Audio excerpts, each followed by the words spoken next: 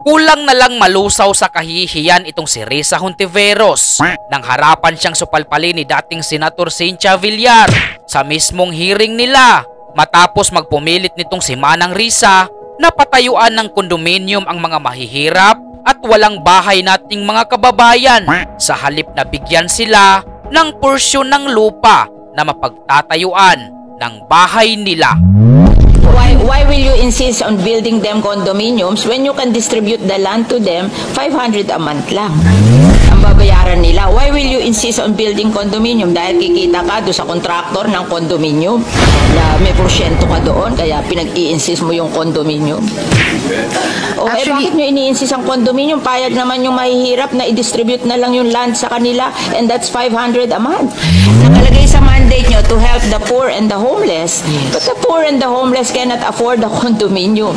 Why not distribute the land under the community mortgage program na 500 a month lang ang ano nila? Ba't ayaw nyo nun? O, paalisin nyo doon sa lupa at tatayuan nyo ng kondo. Saan nyo dadalhin yung hindi kayang magbayad sa kondo? O, di homeless na naman yon. Hindi ba unfair sa kanila? Pinaalis mo doon sa lupa na tinatayuan nila, tatayuan mo ng kondo, tapos ibibigay mo sa middle class, tapos yung mga mahihirap, wala na naman bahay. You have to reconsider what you're doing. I think it's wrong. Yes, Mr. President. I think sa tulong ng Senado, dito sa mga budget plenaries natin, naisusulong natin yon. Hindi lang yung reconsideration, pero yung redesigning din. Dagdag pa ng dating Senator Cynthia Villar na hindi naman gusto ng mga mahihirap at homeless nating mga kababayan ang kondominium sa kadahilanang hindi nila ito afford. Kaya bakit daw pinagpipilitan nitong si Risa Hontiveros na patayuan sila ng isang kondo? I think we have done the community mortgage program in Las Piñas for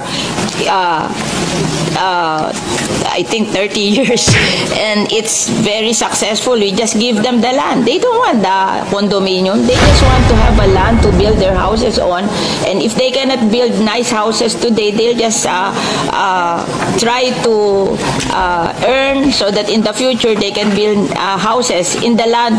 But what they want is the land, that they will not be hindi sila magigibado sa land where they are staying now, and they're willing to pay for the land. Why don't we do that? Why do we have to build condominiums on their lands which they cannot afford? Before kasi, yung aming CNP program, we're just giving land to the poor and the homeless, and they will try to save money to build their homes, better homes in the future.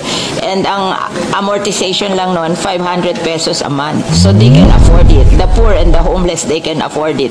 Even the tricycle driver and the mga nagtitinda sa palengke. But now they are prioritizing condominium. Ang condominium mahal. It's for the middle class, it's not for the poor. Tapos paalisin nila doon sa lupa yung poor, lalagyan nila ng condominium. Saan nila dadalhin yung poor?